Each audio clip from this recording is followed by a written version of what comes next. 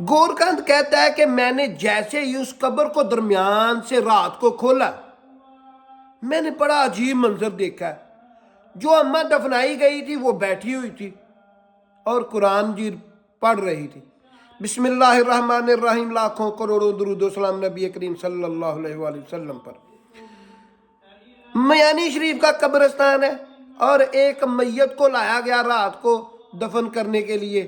گورکند کہتے ہیں ہم نے رات کو ہی اس کی تدفین کی، اور ہم میں سے ایک گورکند تھا، اس نے سلوکہ پہنا ہوا تھا اور اس سلوکے کی اتلی جیب پر سکے تھے چند، اور وہ جب اس میت کو قبر میں رکھتے ہوئے وہ سکے اس قبر میں گر گئے۔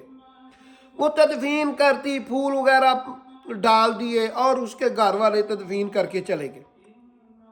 جب وہ اپنے وہ دفتر میں اس کمرے میں واپس آیا، اس نے دیکھا کہ جیب میں وہ سکے نہیں ہیں۔ اس نے کہا کہ ابھی تو دفنایا ہے، نکال لیتا ہوں، درمیان والا میں گڑھا اٹھاؤں گا، قبر کو کھولوں گا اور وہ اپنے سکے نکالوں گا، پھر بند کر دوں گا۔ ان کا روزمرہ کا کام تھا۔ وہ کہتا ہے میں گیا اور جا کے میں نے مٹی کو پچھاں ہٹایا، پیچھے دھکیلنے کے بعد میں نے درمیان والا گڑھا اٹھایا اور کھول دی قبر درمیان میں۔ اس نے کہا جیسے ہی میں آگے بڑھنے کی کوشش کی، میں نے دیکھا کہ وہ جو اماں تھی، نیک عورت تھی، وہ بیٹھی ہوئی تھی اور قرآن مجید پڑھ رہی تھی، اور اس کے پاس 2 سیب بھی تھے اور اس نے سکے ہاتھ میں پکڑے ہوئے تھے۔ وہ کہتی ہے بیٹا یہ تمہارے سکے ہیں، یہ اپنے سکے پکڑ لو۔ وہ گورکند کہتا ہے میں نے سکے پکڑ لیے۔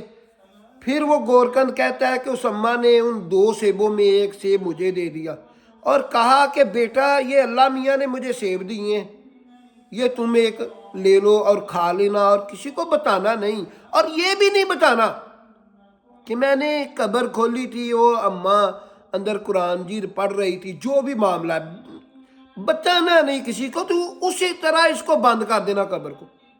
وہ گورکند کہتا ہے میں نے اسی طرح وہ درمیان والا گڑھا لگایا اور بڑی احتیاط سے مٹی ڈال کر برابر کر دیا، اور میں اپنے کمرے میں واپس آ گیا۔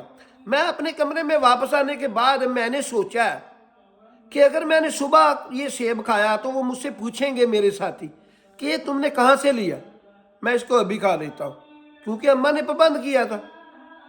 وہ کہتا ہے میں نے جیسے ہی وہ سیب کھا لیا، میرے جسم کا سارا جو کلر تھا وہ ریڈ ہو گیا اور بساختہ زبان سے ذکر اذکار جاری ہو گیا۔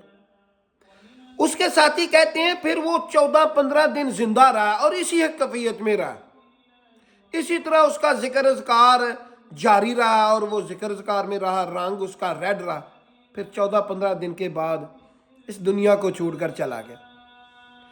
اللہ تعالیٰ ایسے معجزات، قبر کے ایسے حالات تب بتاتا ہے کہ پتہ چلے۔